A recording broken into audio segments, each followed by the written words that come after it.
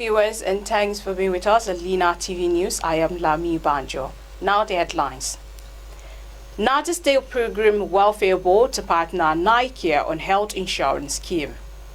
Nigerian Institute of Public Relations elects new officials. Nigerian Agricultural Quarantine Service set to crack down on food hoarders. Stay tuned for the full details.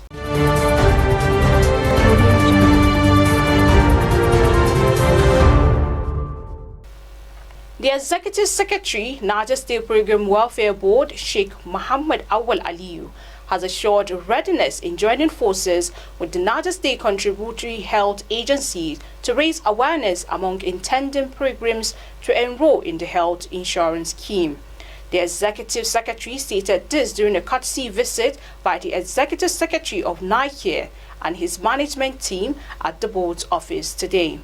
Sheikh Muhammad Awal Aliyu reiterated the critical role of ensuring access to quality health care for intending pilgrims to shield them from unforeseen medical expenses post-pilgrimage. He stressed the importance of proactive measures to safeguard the health and well-being of pilgrims throughout their spiritual journey. Earlier in a speech, the Executive Secretary of the Niger State Contributory Health Agency, NICARE, Suleiman Abubakar, said that they are in the board for sensitization and for collaboration, particularly in getting the intending pilgrims to enroll in the scheme. He reaffirmed the agency's dedication to promoting accessible and affordable healthcare services for all residents of the state.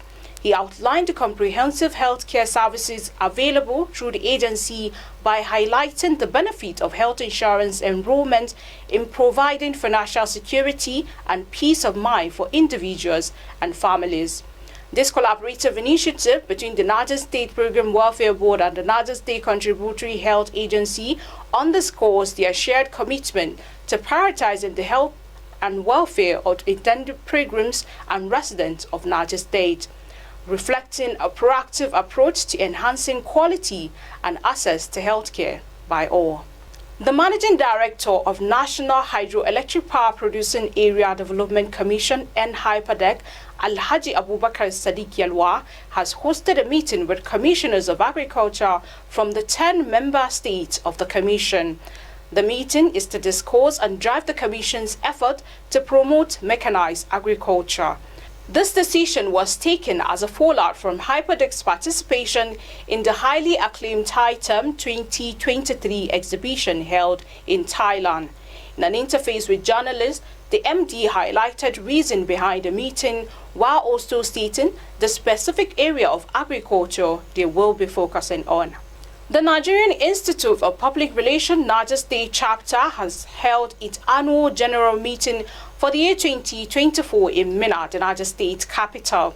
At the meeting, new executives were elected to rule the affairs of the body for the next 2 years. Those elected are Mahmoud Abdullahi, Chairman; Mary Noah Berger, Vice Chairman; Ali Ujibu, Secretary; Zubairu Ebimari, Assistant Secretary; Kolos Mohammed, PRO; Muhammad Ali, Treasurer; Dr. Abimbola Dada, Financial Secretary, and Mrs. Lydia Ligo, Auditor. Other members appointed as ex-officials include Musa Laden, Mustafa Al-Hassan, Muhammad Abubakar, and Dr. Sondi Ogala. Former Minister of Defense, Lieutenant General Theophilus Danjuma, retired, has launched a project aimed at empowering and improving the livelihood of victims of crisis in Plateau State under the Victim Support Fund Initiative (VSF). Plateau State has witnessed perennial violence leading to death and displacement of hundreds of people. Notable among the recent attack in the state was the Christmas Eve invasion of 15 communities in Bokos local government area by gunmen who killed over 100 residents, burnt over 200 houses, and left about 10,000 people displaced. President of the Baptist Conference in the state, Reverend Kwale Saleh, recently disclosed that over 22 members of his church, including pastors and their children, were killed during various attacks that occurred in various communities in Mangu and the neighboring Bokos local government area of the state in the past 8 months. Speaking on Monday in Jos, Njuma, who is the chairman of VSF, said that the gesture was aimed at alleviating the suffering of the victims in the state. According to him, the intervention will cover food distribution, education, income generation, social support, and peace-building initiative. He explained that the program, which will cost VSF over 250 million naira to execute, will cover Basa, Barikiladi, and Riam local government areas of the state. Nigeria Agricultural Quarantine Service has joined the clampdown on hoarders and smugglers of food items and other agricultural produce as it announced the deployment of more officers to Nigeria's land and sea borders. It says the move was to support the federal government's effort in stabilizing food prices nationwide and ensure food security in the country. It added that the decisive action is part of the agency's mandate to regulate the handling of agricultural produce in Nigeria, ensuring that they are safe for consumption and available at fair prices to the Nigerian populace. Today is World Day of Social Justice. The day 21st of February is set aside every year to create awareness on social justice in the society.